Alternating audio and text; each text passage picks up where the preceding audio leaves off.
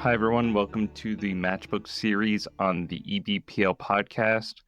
My name is Paul. I'm a librarian here at East Brunswick Public Library, and I am the host of the Match+Book series. On the series, what we do is we take your questions that you've written in, and we try to provide feedback, personalized suggestions, recommendations for anything that people send in. We also have the Match+Book form, where I do much of the same thing as I do on the podcast. On our website, it is, if you're on the library's homepage, you could hover over the Explore tab at the top, and on the right-hand side will be a subheading called Adult Reading. Under that is the EBPL Match+Book form, where I could provide personalized recommendations. But this, I try to take some questions I've gotten over the past few years. We've had the form up now for, I'd say, roughly 5 years. And what we try to do is match you with things that, goes in all sorts of directions. Sometimes it's fiction, sometimes it's nonfiction, sometimes it's really heavily genre specific, sometimes it's not. So no matter what, I try to make it specific and broad at the same time, where we'll choose a narrow subject and we'll try to go in different directions with it.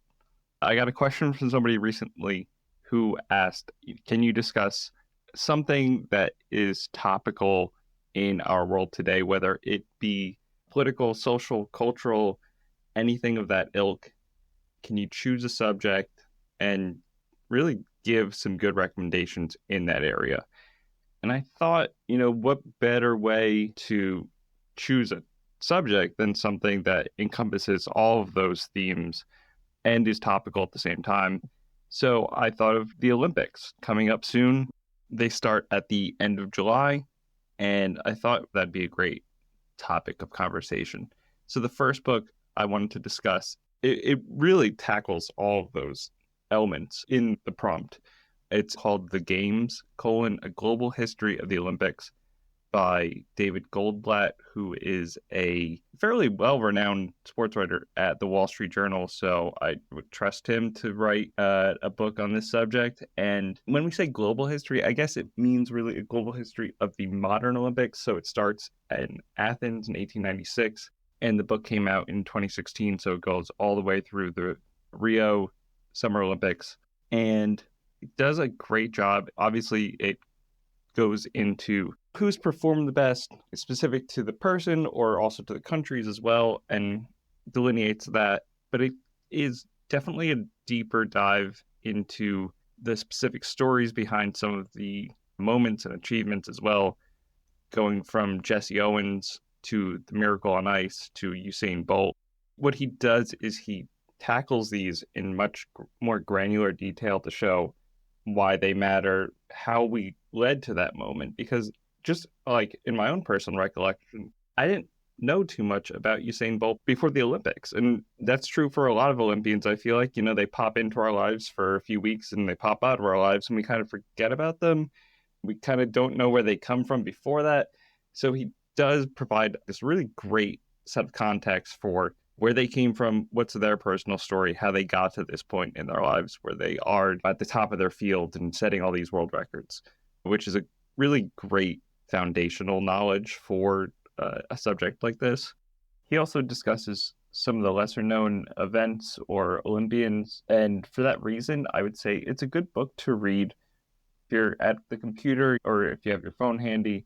You could also watch a YouTube video about it, because you could find footage from the 40s for something that he's alluding to that you don't really have much context regarding. And you could kind of be like, oh, I'm going to pull up a video, watch that, and then read more about it. And it really puts you in the moment and takes you to what he's discussing right now. I thought that's just my personal way of reading it. I thought that was a great thing to do. He delves into some of the political elements of the Olympics, how certain countries are chosen, how the lobbying groups for different countries works, and who's basically shaking all the right hands, greasing all the right palms to get the Olympics in their country. But these political elements also rub up against other things as well, including, obviously we have the games in fascist Germany and Italy. We have it throughout the Cold War. And then you see these really significant political moments and how they influence the Olympics and how that is kind of situated within these bigger trends. The author also goes on to discuss gender equity and how that wasn't maybe at the forefront of the International Olympic Committee's horizons when they set out to make the Olympics, and how that was really fought for over the years and to gain that recognition. So it really encompasses all these social, political, cultural moments in just one neat package. And I think the author does a great job of enumerating all of those things. The next book I wanted to discuss is The Boys in the Boat by Daniel James Brown, which was also turned into a film last year. The book came out about 10, 11 years ago, and it tells this wonderful story of an 8-oar rowing crew from the University of Washington and their quest to make it to the Olympics in 1936. So the Berlin Olympics. Again, we have this whole political element playing out throughout the story.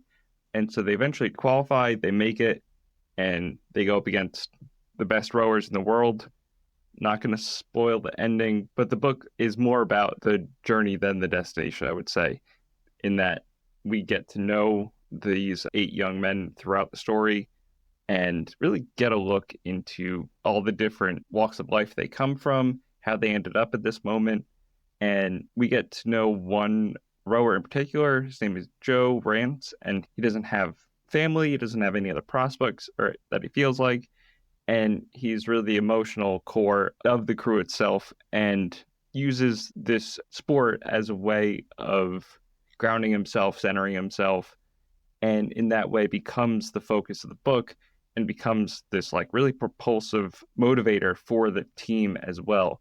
And so with crew and having to be so in sync, you get this feeling that they're all so connected, these 8 young men, and that is really like the secret to their success throughout the book.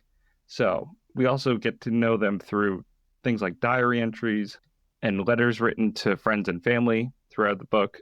And you see that, this kind of firsthand experience of what they're going through at such a really bizarre and significant time in their lives.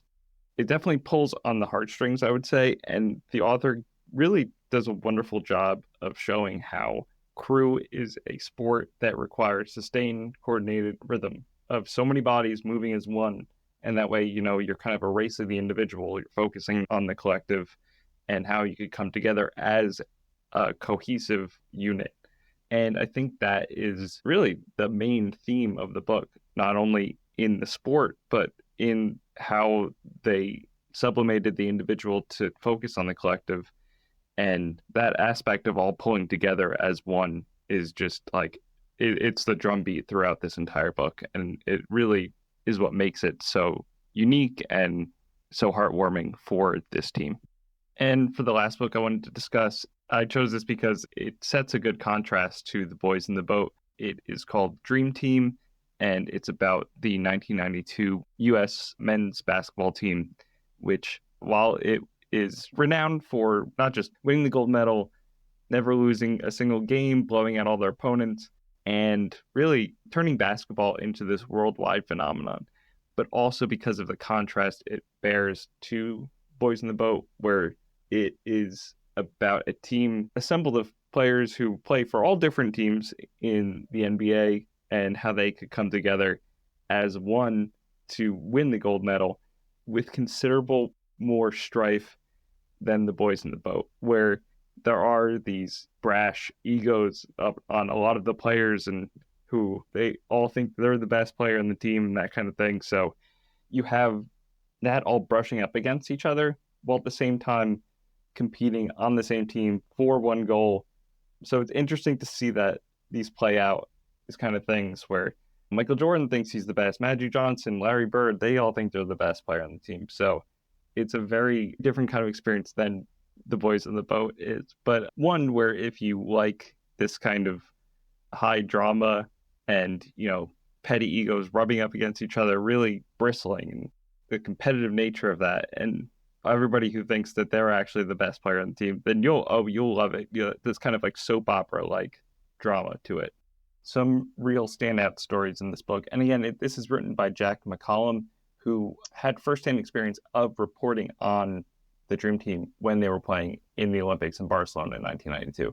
So he has this firsthand account of what he experienced, as well as the experience of interviewing the players years afterward to get this duality of the experience where it's in the moment, but also upon reflection. And we kind of see two sides of the same story for a lot of things. But anyway, there are some really great anecdotes in here. I'll just name a few. One, Michael Jordan, who's a notorious gambler, stayed up all night before the gold medal game playing cards and smoking cigars, and was like, I'll just figure it out. I'll be fine. Well, he was, so good for him, but it's hilarious to have that kind of attitude and be able to pull it off before such a significant event.